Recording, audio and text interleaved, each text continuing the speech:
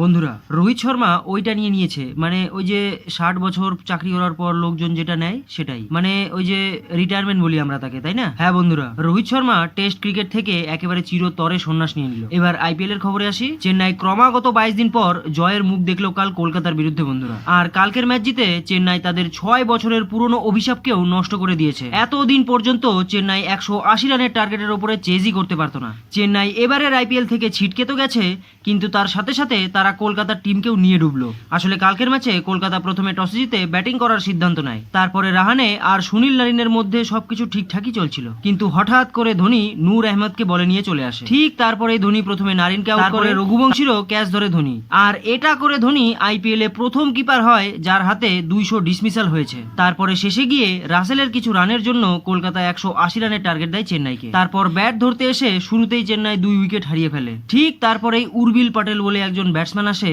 যে প্রথম বলেই 6 মেরে নিজের ইনিংস শুরু করে। আর অন্যদিকে থাকা ব্রেভিস তো ধোঁয়াধার পিটিয়ে আইপিএল এ কাল তার প্রথম হাফ সেঞ্চুরি করে। বৈভব অরোরার 1 ওভারেই 30 রান করে ব্রেভিস। তারপরে শেষ ওভারে গিয়ে মহেন্দ্র সিং ধোনি একটি 6 মেরে চেন্নাইকে জয়লাভ করিয়ে দেয়। তাই কলকাতার এখন সেমিফাইনালে যাওয়ার চান্স মাত্র 1% রয়েছে।